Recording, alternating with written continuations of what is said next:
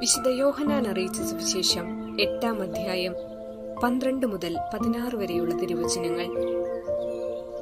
യേശു വീണ്ടും അവരോട് പറഞ്ഞു, ഞാൻ ലോകത്തിന്റെ പ്രകാശമാണ്. എന്നെ അനുഗമിക്കുന്നവൻ ഒരിക്കലും അന്ധകാരത്തിൽ നടക്കുകയില്ല, അവന് ജീവന്റെ പ്രകാശമുണ്ടായിരിക്കും. അപ്പോൾ ഫരിസേയർ പറഞ്ഞു, നീ തന്നെ നിനക്ക് സാക്ഷ്യം നൽകുന്നു, നിന്റെ സാക്ഷ്യം സത്യമല്ല. യേശു പ്രതിവചിച്ചു, ഞാൻ തന്നെ എനിക്ക് സാക്ഷ്യം നൽകിയാലും എന്റെ സാക്ഷ്യം സത്യമാണ്. കാരണം ഞാൻ എവിടെ നിന്ന് വന്നുവെന്നും എവിടേക്ക് പോകുന്നുവെന്നും എനിക്കറിയാം. എന്നാൽ ഞാൻ എവിടെ നിന്ന് വരുന്നുവെന്നോ എവിടേക്ക് പോകുന്നുവെന്നോ നിങ്ങൾ അറിയുന്നില്ല. നിങ്ങളുടെ വിധി മാനുഷികമാണ്. ഞാൻ ആരെയും വിധിക്കുന്നില്ല. ഞാൻ വിധിക്കുന്നെങ്കിൽ തന്നെ എന്റെ വിധി സത്യമാണ്. കാരണം ഞാൻ തനിച്ചല്ല, എന്നെ അയച്ച പിതാവും എന്നോട് കൂടെയുണ്ട്. ഓർമ്മിക്കുക, എളിമയുള്ള ജീവിതത്തിലെ തെളിമയുണ്ടാകും. ജീവിതം തെളിമയുള്ളതാകാൻ സ്വയം നൽകുവാൻ സാധിക്കണം. സ്വയം എളിമപ്പെടുത്തിക്കൊണ്ട് മഹാനായി തീർന്ന വ്യക്തിയാണ് സൂഫി യാദിയതി. ഒരിക്കൽ അദ്ദേഹത്തെ കേൾക്കുവാൻ അക്ബർ ചക്രവർത്തി എത്തി. ചക്രവർത്തി സമ്മാനമായി അദ്ദേഹത്തിന് ഒരു വജ്രം പതിച്ച സ്വർണ കത്രിക നൽകി. കത്രിക കയ്യിലെടുത്തു നോക്കിയിട്ട് അദ്ദേഹം പറഞ്ഞു, എനിക്ക് ഈ കത്രിക വേണ്ട, പകരം ഒരു സൂചി മതി. അത് കേട്ട് ചക്രവർത്തി ചോദിച്ചു, എന്തുകൊണ്ടാണ് മനോഹരമായ ഈ കത്രിക വേണ്ട എന്ന് പറഞ്ഞത്? അദ്ദേഹം മറുപടി പറഞ്ഞത് ഇങ്ങനെയായിരുന്നു, ഈ കത്രിക ഉപയോഗിച്ച് എന്തും മുറിച്ചു മാറ്റുവാനേ കഴിയൂ. മറിച്ച് സൂചിക്കാണെങ്കിൽ പലതും തുന്നിച്ചേർക്കുവാനും ബന്ധങ്ങൾ സുദൃഢമാക്കുവാനും കഴിയും. യേശു ലോകത്തിലേക്ക് വന്നത് നഷ്ടപ്പെട്ട ബന്ധങ്ങളെ വീണ്ടും തുന്നിച്ചേർക്കുവാനാണ്.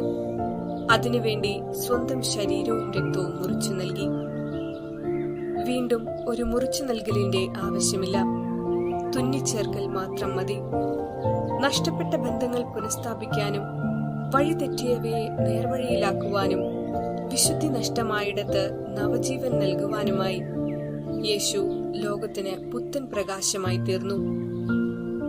ജീവിതത്തിൽ ദൈവത്തിന്റെ പ്രകാശം ഉദിച്ചവന് ഹൃദയത്തിൽ ദൈവശബ്ദം ശ്രവിക്കുവാൻ സാധിക്കും. സമൂഹം അവഗണിക്കുമെന്നും പരിത്യജിക്കുമെന്നും അറിയാമായിരുന്നിട്ടും ദൈവിക പ്രഭ ഹൃദയത്തിൽ ഏറ്റുവാങ്ങിയവനാണ് വിശുദ്ധ ഔസേപ്പിതാവ്. സ്നേഹത്തിന്റെ തിരി മറ്റുള്ളവർക്കായി തെളിയിക്കുവാൻ തയ്യാറായി എന്നതാണ് ആ ജീവിതത്തിന്റെ വിശുദ്ധി. ഏവരെയും പ്രകാശത്തിന്റെ വഴിയിലൂടെ നടക്കുവാൻ സഹായിക്കുന്ന ജീവിതങ്ങൾക്ക് ദൈവിക പ്രഭ തിരിച്ചറിയുവാൻ സാധിക്കുകയുള്ളൂ. ആയതുകൊണ്ട് വിശുദ്ധിയിലൂടെ ജീവിക്കുവാനും തന്നിലെ വിശുദ്ധി മറ്റുള്ളവർക്ക് പ്രകാശമായി തീരുവാനും വേണ്ടി എല്ലാവർക്കും ഇടവരട്ടെ എന്ന് പ്രാർത്ഥിക്കാം.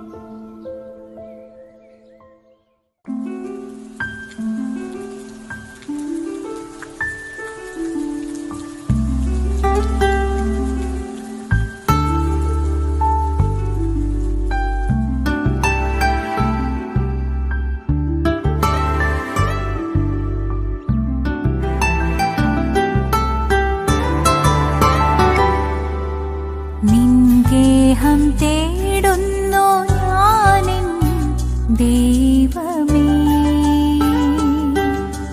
നിൻ സ്നേഹമെന്നുള്ളിൽ നിറഞ്ഞിടുവാൻ, നിൻ തിരുഹൃദയത്തിൻ മുറിവുണക്കാൻ അണയുന്നു ഞാനിതാ നിന്റെ ഹൃത്തിൽ. നിൻ തിരുഹൃദയത്തിൻ മുറിവുണക്കാൻ അണയുന്നു ഞാനിതാ നിന്റെ ഹൃത്തിൽ. നിൻ ഗേഹം തേടുന്നു ഞാനെൻ ദൈവമേ.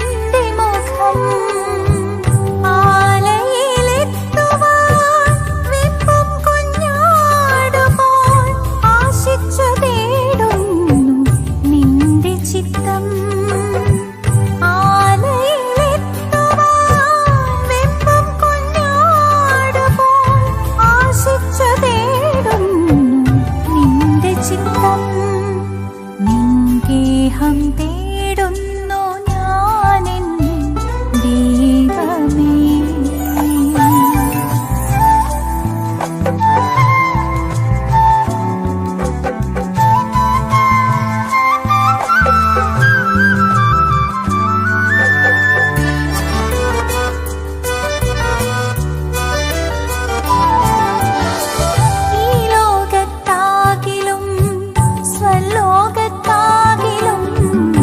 ഈശോയെ നീ മാത്രം എൻ്റെ ജീവൻ.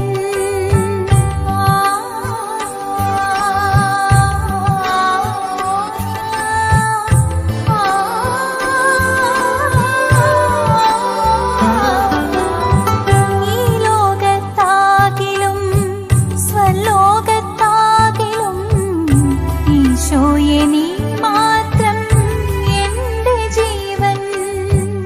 ആനന്ദമാകിലും അല്ലലിലാകിലും ആശിച്ചു നിന്നെ ഞാൻ യേശുനാഥ.